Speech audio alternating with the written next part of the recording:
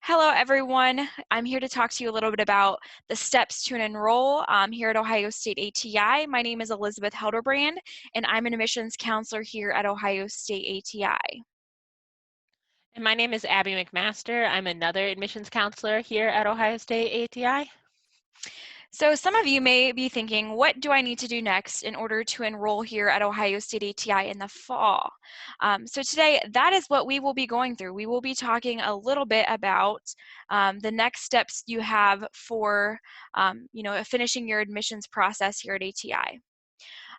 So the agenda for today, we'll be talking about how do you pay your acceptance fees. So paying that $100 fee to, mark your spot here at Ohio State ATI in the fall. We'll also be talking about how you access your Buckeye Mail and your Buckeye Link, which are platforms that will be really important and crucial to you as a student here at Ohio State ATI. We'll also talk about some of the deadlines and just some reminders for you all. And we'll finally talk about what to expect next. And then if you would like to meet with an admissions counselor, that will give you some information and insight on how to do that. Okay. So the first thing that I want to talk about is how you pay your acceptance fee. So this is really the big step that you need to take in order to commit yourself to Ohio State ATI. So there is a $100 acceptance fee that you will be required to pay. We highly encourage you to pay that by May 1st. Else that I want to take a moment to talk about is your Buckeye Pass. So something that Ohio State ATI has and all of Ohio State platforms is something that we call Buckeye Pass. And Buckeye Pass, or Duo, is something else that we call it. This is basically just an added layer of protection to protect you and your identity here at Ohio State ATI. So you're going to have to download the Duo app and have it on your phone in order to utilize it and to log into your Buckeye Link as well as your Buckeye Mail and all of those platforms. And so you'll want to download that Buckeye Pass and register your cell phone. There's 3 different ways that you can have that registration come to you. The first way is through the push, a phone call, or just the text code that you can get, okay? So it is just an added layer of protection for you.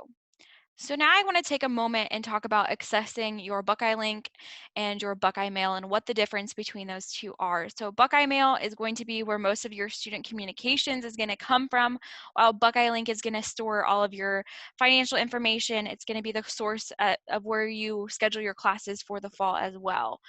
So basically through those platforms, you need to be checking them frequently and utilizing them as you go through your admissions process, and then continue to use them as you become a student here at Ohio State ATI. So let's talk about how you go and activate your email. So if you've already activated your username and created your password, you may have already done this obviously, but your final step will be to set up your Buckeye Mail account. So you'll need to make sure that you go and activate that username if you haven't already done so. So visit my.osu.edu and log in, and then you'll be able to also change your email delivery to being the main place being your Buckeye Mail. And then create my Buckeye Mail account, and then you'll submit that. So once your request has been processed, you might want to, allow about 90 minutes for you to be able to log into your buckeyemail.osu.edu. And so once you've waited that time, you can go to your buckeyemail.osu.edu and log in to Buckeye Mail with your last name, dot number at buckeyemail.osu.edu. Now that you've paid your acceptance fee and checked your email, another thing you're going to want to start frequenting is BuckeyeLink. BuckeyeLink has a lot of important information about your financial aid. For example, you'll be able to access your financial aid award summary and complete other items that are on your to-do list, which could include things like verification forms for that financial aid. So logging into BuckeyeLink is important, and you really should start getting in the habit of logging in often. So to log into Buckeye Link, you will use your name dot number again, and you will be prompted to use the Buckeye Pass Duo system. Once you're logged on, your screen will look very similar to this one, and you'll see your to-do list items over on the right. In the middle, you can see View Financial Aid, which is where you would click to access your financial aid award summary. Buckeye Link is going to continue to be important to you while you're a student, because when you're a student, you'll be able to look at it for things like paying your fees and also accessing your class schedule.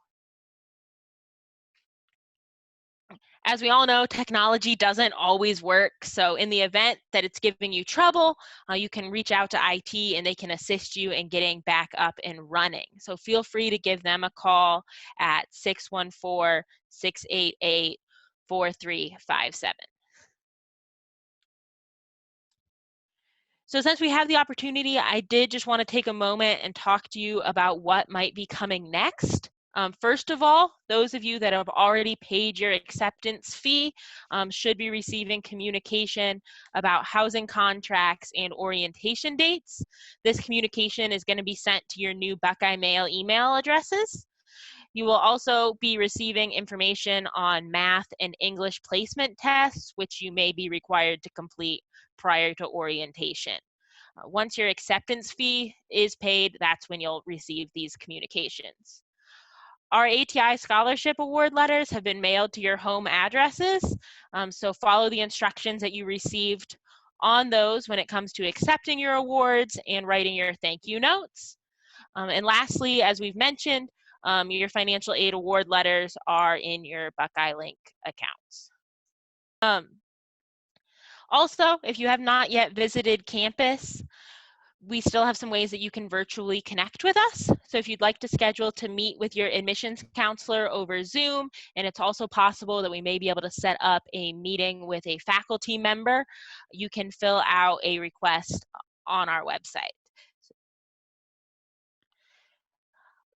We're still here for you, so please reach out if you have any questions whatsoever. Feel free to call us or email us because we are still here and willing and able to help you.